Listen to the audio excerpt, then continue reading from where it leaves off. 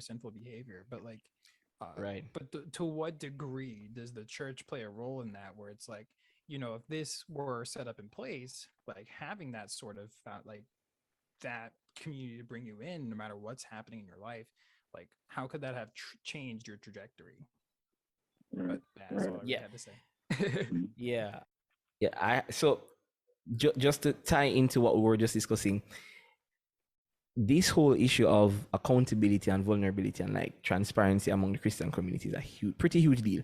And I think it's a huge deal, particularly because, like we were just saying, we've seen a lot of ministers, not only like like in CHH or in the music industry, but a lot of ministers, pastors, evangelists, teachers, like in every realm go down.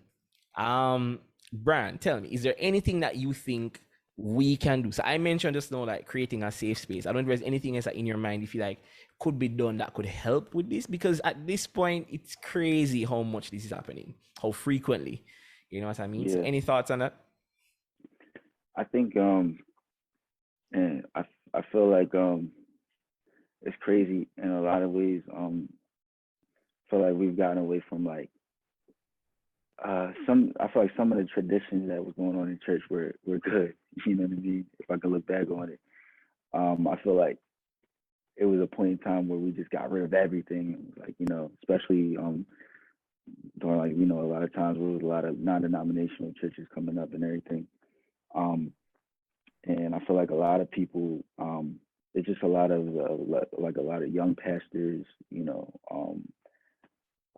just a lot of young people in just high positions within the church leadership, where either they haven't lived enough life, you know what I mean, really going through enough, really haven't been discipled enough, maybe, and it's happening within my own life. I've had my faults, in my own life, and I found that a lot of it was because I didn't really have true accountability,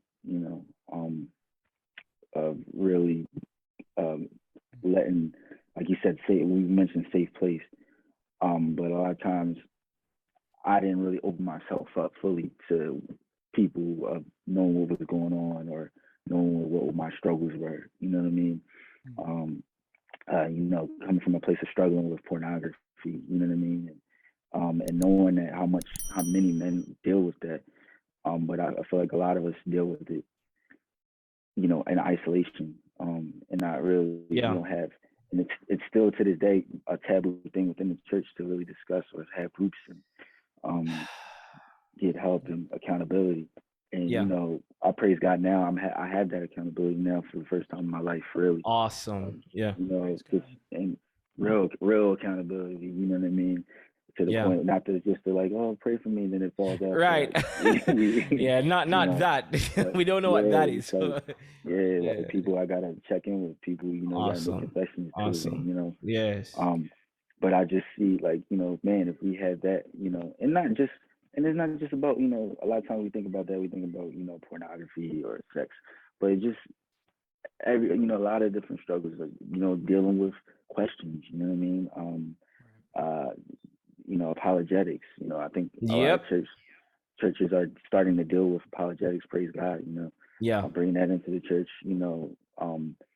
and allowing it to be a space where people, it's okay to have questions, you know what I mean? It's okay, this is a part of your faith, That's right. Must see, like, it's okay to have questions, it's okay to wrestle with those things. And a lot of times, another thing I feel like too is just, some people are coming into it in the Christian faith, idolizing people, and when those people fall, and then your faith is almost like you're going under a crisis because somebody else falls, which is so dangerous. It's so dangerous to hinge your faith on anybody's. And I think that's because we've gotten away from the gospel. I think it's because we've gotten to this thing of like sonship and spiritual kinship. This is my spiritual father. And I'm not to say there's nothing wrong. I'm not saying there's something wrong with that. Right. We place too much emphasis on that, where that's right. People aren't really focusing on their personal relationship with God. People aren't really getting in Right. there, where people are just solely going off of what past Bishop so and so says. Yes. Pastor, going to this, and following them along, or armor bearing, so heavy. Right. And then when that person falls, it's like it's an earthquake. Like you said, it's a crisis where Right. it shouldn't be that. I've witness many falls in the church. I witnessed many things happen, and it hasn't, Right. Not to Shaking judge you. those people. Mhm. Yeah, it hasn't shaken me, because I know my faith isn't tied to that person. I know that, I know we all are sinners. Right. And Right. I feel like Mm-hmm. that's one thing I never understood. I'm like, why do you allow that somebody else's sin, you know what I mean, to affect your Right. belief in Right. Christ, But Yeah. that I think that goes back to, people idolizing pastors, and pastors to a degree, creating the atmosphere for that. Yeah. Right. I think it's cyclical, because on one hand you have the unhealthy, unreasonable expectations that we place on people, which Mhm. can't be. But then on the other hand, what I'm seeing happen a lot in the body of Christ and in the community of faith is a lot of our pastors and leaders and ministers kind of foster this dependency culture of, Mhm. I spoon feed you the gospel, and you kind of Mhm. have to come back to me for your word. And Right. there's not as much, and I won't say it generally, because I don't like to generalize with church, because you have so many different churches. You have great people doing the right thing, you have people doing the not so right thing, you know what I mean? But what I see happen a lot is a lot of leadership kind of creates and fosters this atmosphere of dependency, where it Right. builds a generation that doesn't know how to be disciples, who are independent in the Lord, who know how to seek the Mhm. Lord for their own word from what is God saying to you, like separate and apart Mhm. from the prophet. Okay, we know the prophet Right. spoke a word. Okay, now what is God saying to you? Right. What is God's word saying to you in this season? What have you been as you perfectly said, Brian? Are these people cultivating their personal relationship with the Lord? We have so many revival hoppers, like conference hoppers, like conference to conference, and it is going from word to word. But when you dig down, there's no like, how are you and God? Like, when last time you like locked up with the Lord in prayer and just like heard from Him and just, like, spoke to Him and worshipped Mhm. Him in privacy? And so that's definitely a huge thing. But I think I just have like one more question for you. I definitely appreciate your perspective on that. It's two more questions. One is, would you Yeah. say the involvement of your parents as believers in your early years has anything to do with your stature now as a believer, your clear identity and sense of purpose regarding your call, and just like what you're doing with your life right now as a young man, as a man of God, as a minister, as a creative? Definitely. Mm. My dad and my mom, for that matter, I can go both. My dad, one thing he taught me was, be a leader, not a follower. Mm. And I took that, like, he used to tell me that when he would walk me to school, and also, just my parents were really big on, like, hey, this is not, mom and dad's faith. This is not your grandma's faith. Like, you got to know Christ for yourself. You got to know the Lord for yourself. They were big on that. They preached that to me and my sister, like, early on, and I think that was important to instill that in us. And also, my mom, one thing she was big on was, there's purpose wherever you go. So pretty much Mm. you're on assignment wherever you go. So, Yes. this new job I have, I'm on assignment, or, you know, um, and I viewed everything like that from that lens, where, Right. it's not a purposeless thing. I'm not just, talking to this person. This person didn't just come in my life for no reason, or, Right. or I'm not, like I said, working at this job for no reason, or I didn't go to Right. the school for no reason. There's always an assignment, whether big or small. It doesn't necessarily mean it's Mm. this big earth-shaking thing, Mm-hmm. but Right. it could be for you to reach one person, or Mm-hmm. to confirm a word that somebody needed to hear, or to just shine your light, or one That's big right. thing that my parents were big on, like, you might be the only Bible somebody will That ever some read, people see. Yes. hmm Yes. Yeah. Yeah. So, um, you know, my parents, I can definitely say, were big on, a major influence, and instilling a lot of the, Mm. you know, standards, and things, I pretty much follow to this day, that I'm Right. going to teach my son, That's right. Praise God. That's right. So, Really happy to hear that. And I think the final thing from me before I hand over to Sean to wrap up is, So I know you do some amount of production, some amount of Hmm. actual artistry as a hip hop, as a Christian hip hop artist. Right. What's the ratio displacement in terms of that for you? And is there anything else? And I mean, I'll just load onto that as well. Is there anything that you want to tell us about, like any upcoming projects, anything you're working on now? Is there maybe this is like 5 questions I'm trying to cram into one. I don't know. It's cool. But Y'all good. so, Y'all so good. so let's take them in turn. Let's just do this the right Yeah. way. So what's the Yeah. ratio displacement for you as a creative in terms of producer artist? Because I mean, like for some people it's like 90% producer and a little bit of artistry, like I'll sing a song here or there, Right. or I'll be like, hey, I'm 50-50, like I'm both like equally be split between the Right. two, or the other way around. So like, what's it for you? Well, it's interesting. It's crazy because you know, a lot of people that's maybe followed me for a while or been in my circle for a while, I was 100% artist. I was 100% rapper Mm. um from the beginning, 100%. And Okay. it's funny, you know, like I mentioned earlier when we first started talking, my dad, you know, was rapping my whole life, and I didn't really want to rap to begin with. I was like more, I'm laid back, you know, I didn't want the spotlight and all that. I kind of want to be in the background, and I'm like that to this day in a lot of ways. But but I always loved, you know, I always just was drawn to production. I always loved we mentioned Kanye earlier. I love, you know, I love that sampling. You know, Yep. Just Blaze, grew up on it. Ninth Wonder is my favorite producer. Heck yeah. Um, so I grew up on that and just soul music. You know, I'm a big old school music. So I always had a love for that and wanted to like. I never tried it or attempted, but I was like, oh, maybe I'll do that. I Right. never saw myself rapping, and actually, I didn't. I started late. You know, a lot of rappers start early, like early age, like you know, early teens. I started pretty much when I was like around 16, 17, really 17. And I linked up with a friend who was making beats at the time and rapping a little bit. And I linked up with him because he was going to pretty much show me how to make beats and all that. And I can remember I had all these instrumentals around the house because my dad, you know, he was doing his music and stuff. And I just felt the urge to want to write something. I just started writing, and I just kept going ever since then. I was in a little group, and then started doing my own thing.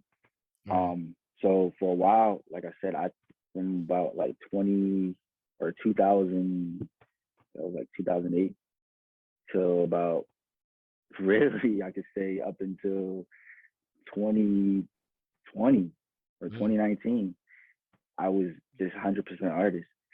I dabbled. What happened was I dabbled with Logic. I first started dabbling. Well, no, I'm lying.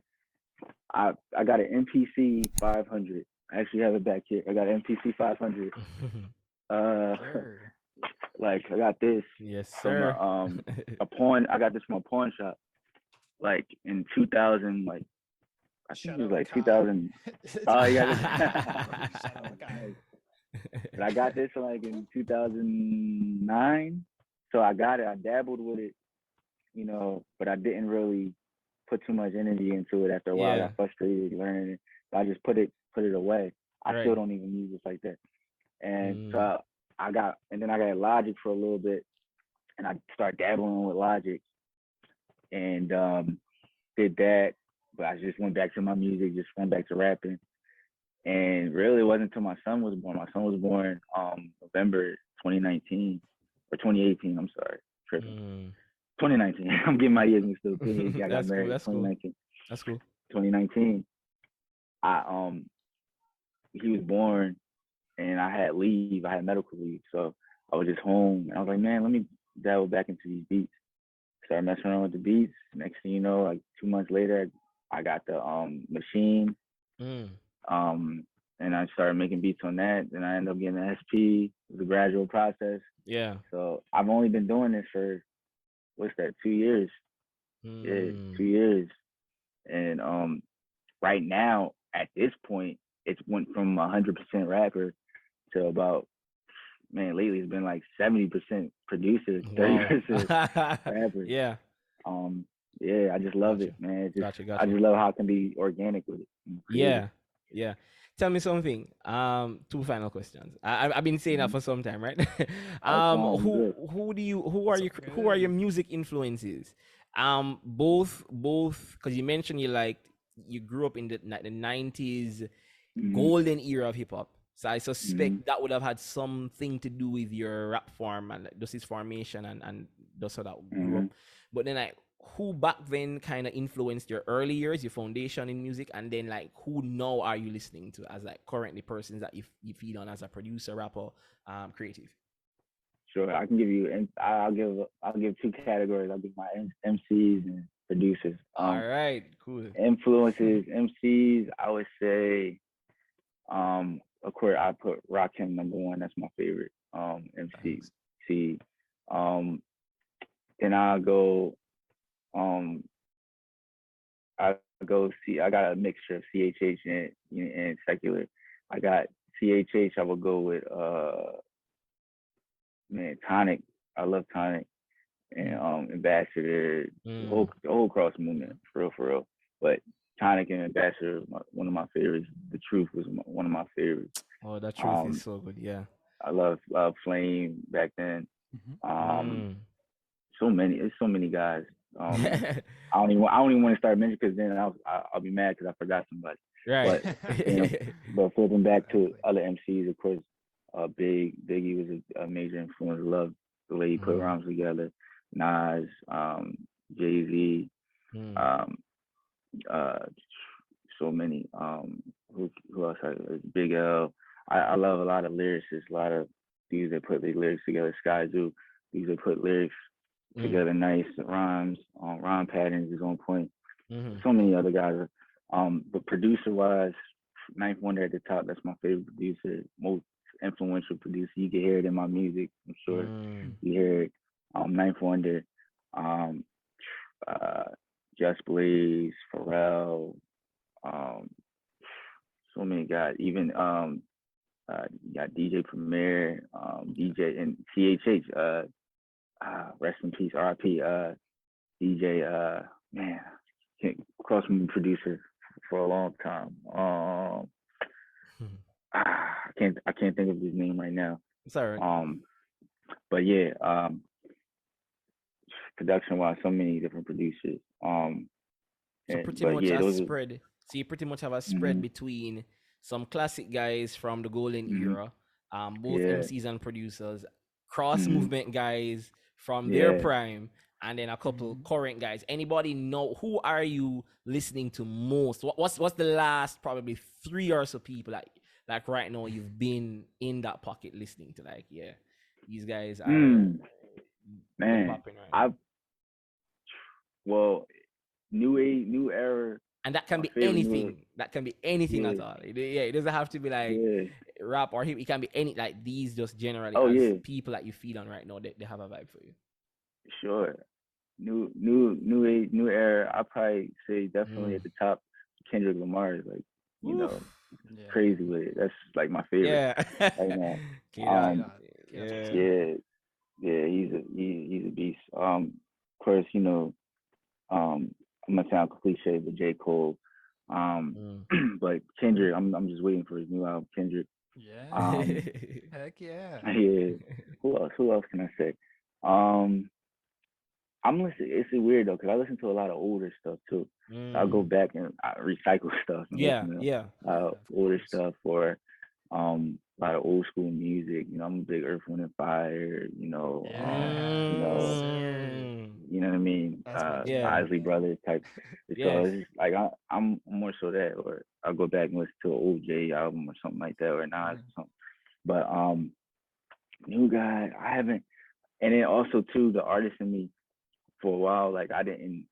At times, especially when I'm in a creative mode, I don't listen to a lot of other. It sounds weird, but I'm sure some people can relate to. I don't really listen to a lot of other new artists, something like that. I get you. Especially if I'm in that mood, because I don't want to. Because it will influence your sound. It will influence your sound. Yeah. So I kind of try to stay within a zone. But there's been guys I catch. I checked out Foggy Raw. He's tough. I love his style. love his style, what he bringing.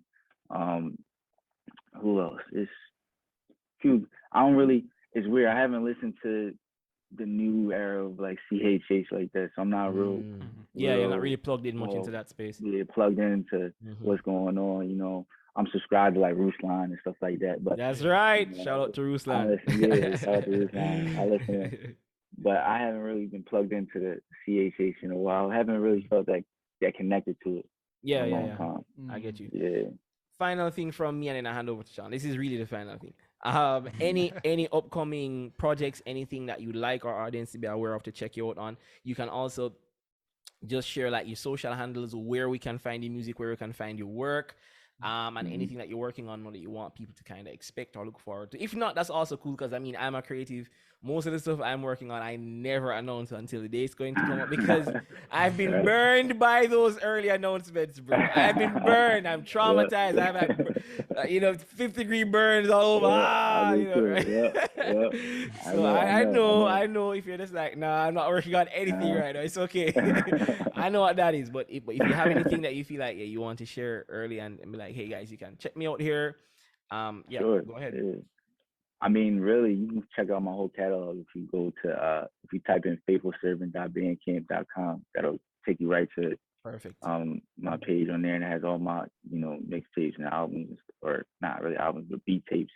My latest one on there, I did a remix of Heaven's Mentality, Cross Moon, and I pretty much layered. I did all my beats on their rhymes on that. So I did a little tribute thing to them. And then I did right before that, like probably like 2 months before that, I released a beat tape entitled All Is Vanity. So I did that. Influenced by like, Ecclesiastes, Songs of Solomon. Yep, you can influence by, of course. I think I want to check that out. Yeah.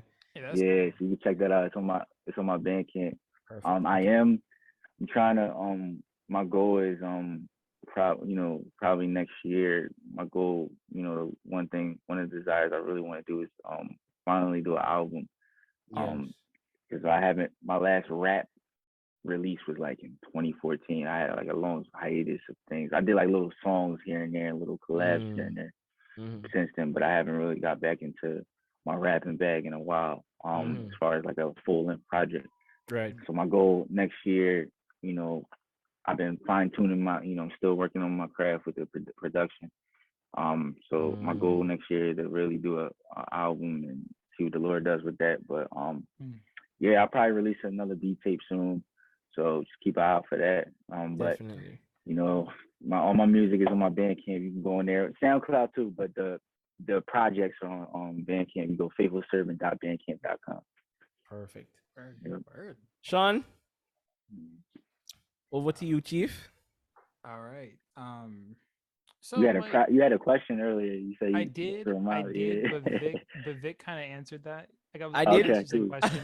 Yeah. You kind of. It was basically my question was the same thing that Vic asked, was like, what percentage are you artist? What percentage are you producer? Okay. Cool. That whole thing. I was thinking about that earlier, and I was like, I wonder, and then I was like, oh, yeah. A little bit. Yeah. I've always wondered that dichotomy, because I don't use the term artist for me, because I don't see there's a lot of expectations that come with it. I'm just a guy. I'm just a guy. Okay. Because the artist thing, bro, like there's expectations of when you're gonna release something. You have released something in 5 years. I can't. If I don't do anything for 10 years, I just told you I'm a guy, right? So, but I recently started dabbling. I mean, I had a fascination with production, but I didn't know much. I still don't know much, but I started to dabble with like Logic, similar to you last year, because I grew very fascinated with the production process. It's like, I want to know these guys. I want to know, like, I'd always observe and I'd be watching videos and kind of looking around and stuff. I'm like, I want to kind of understand the back end of things a bit more. Because I'm not a creative that is passive. I'm not like one of those people who can just like write a song and hand it over to a producer and be like, just do something with this. I can't. I'm very involved. I want to know, like, I want to understand everything about it.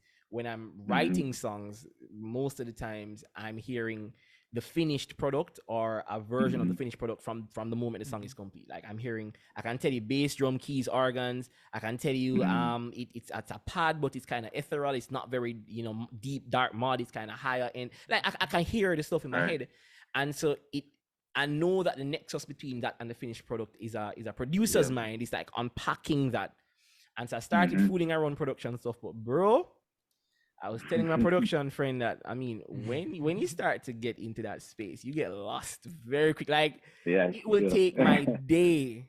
It will take my day. I'll forget to eat.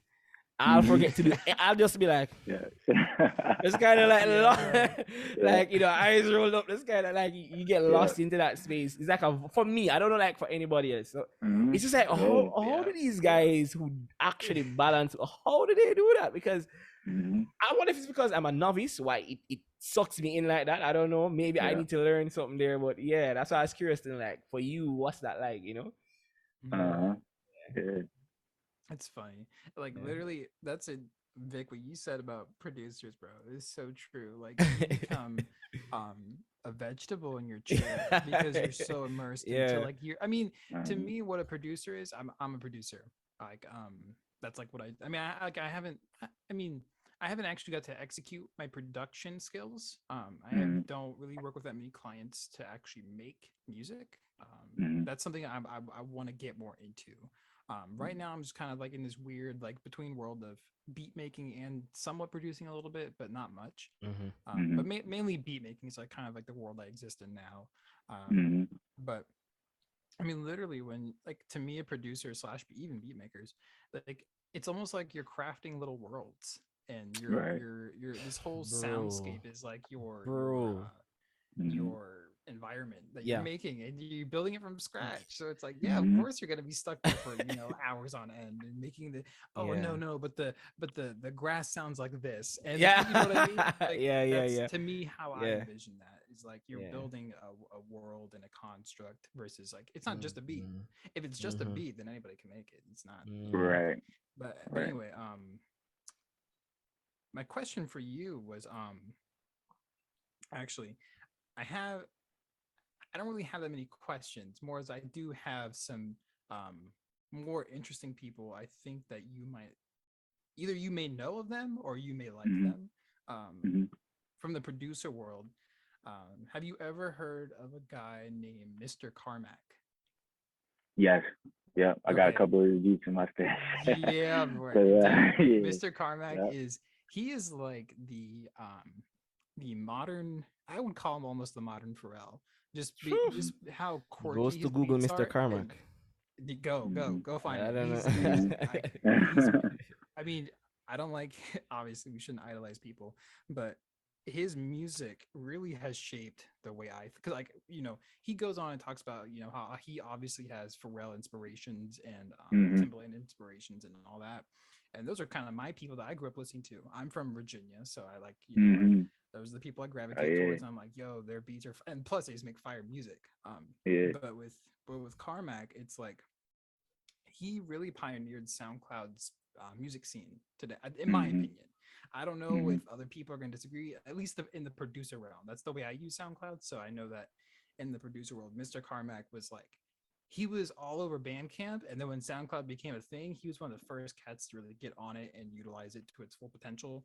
And then he had such an iconic sound with like his boom bap beats. Everything was like so off the grid and just not perfect, but also like in its own pocket. So he always just had that craft to him that I've always admired. And I was just curious if you've ever heard of him, or I think you would really love his production, especially if you like guys like Ninth Wonder, Pharrell, and the like. Oh yeah, I've definitely heard of Mr. Khan. I got because for a while, and that was part of like with my music early on. I had a lot of success with I found a lot of producers, like I call them like underground producers back in the day. So like when I was in college, I went to Temple University, so Philadelphia.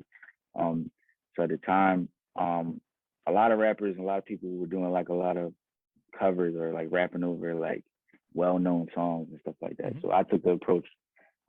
especially when I discovered Bandcamp, I discovered all these underground producers, Right. people in SoundCloud. I'm like, oh man, I could take these and make it my own. It's original, Exactly. Yep. sounds Yep. original. So that's what I did, and wrote songs to it. And um, Mr. Carmack was definitely one of those people. Like I definitely, if I go on my phone in my stash, I got a stash of beats. Yes, I know rappers. sir. Shout out to the rappers out there. I know rappers that got a bunch of beats. They got a beat stash, and he's definitely in my stash. Yeah, he's Nice. tough. Yeah. I was curious Nice. about him.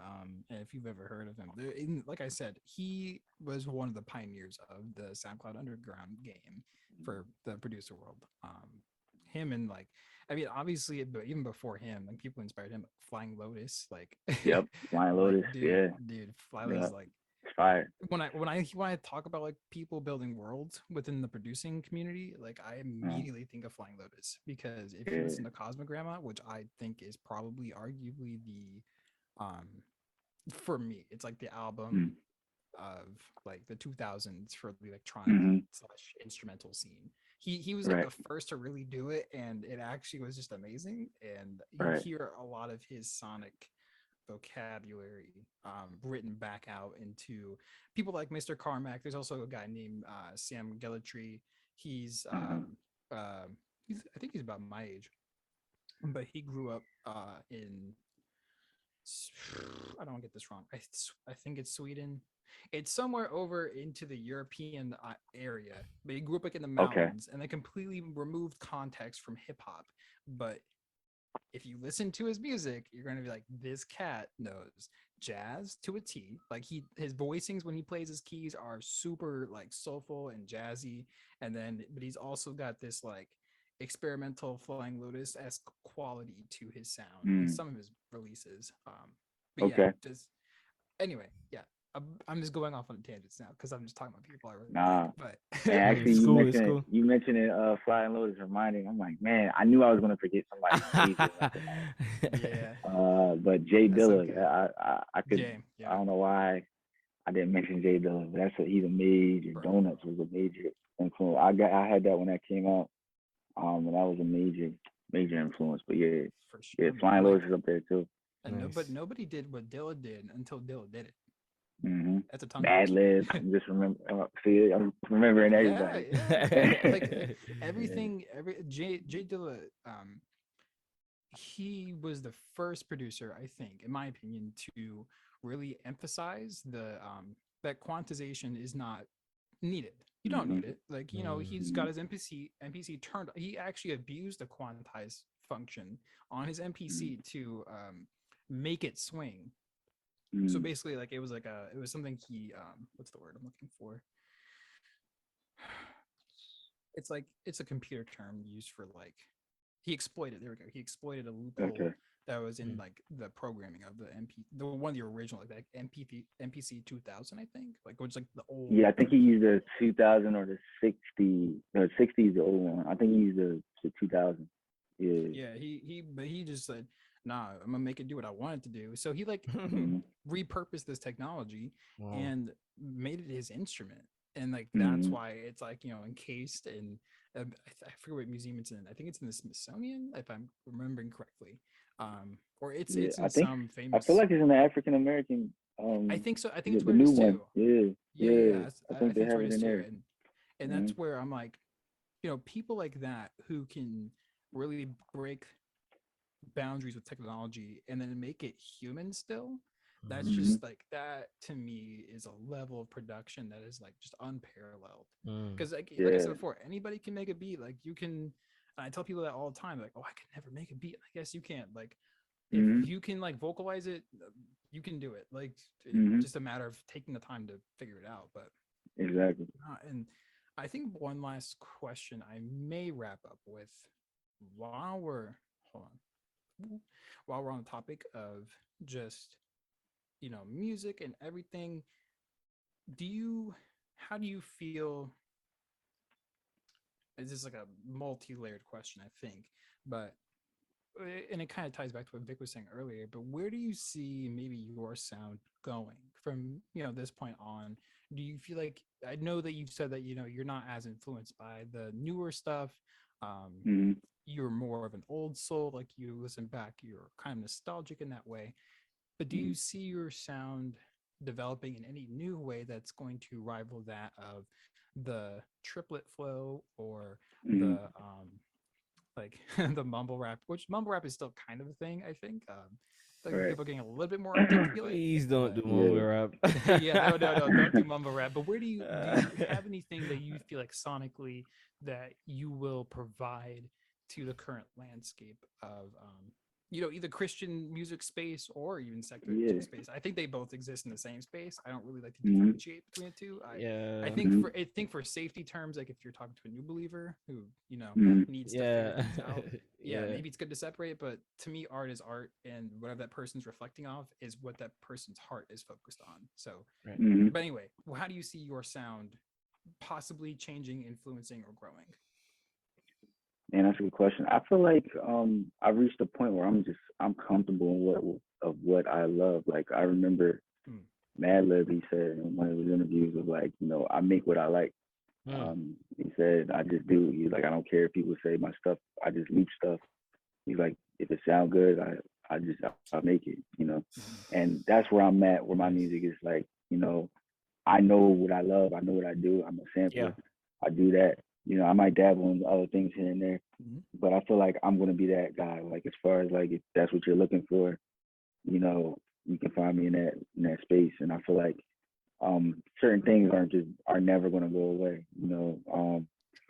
For a while, like when I said hip hop is dead, but then you had this rebirth of certain Right. MCs that came along, and I feel like the same thing on the production side. There's always gonna be a need for that soul sample, that kind of that old school type of that feel to it. People, you can find it on Drake has it maybe on one and two of his songs every album. You know what I mean? Kendrick will have it. J. Cole has it. You even seen 21 Savage had it in that collab he did with J. Cole.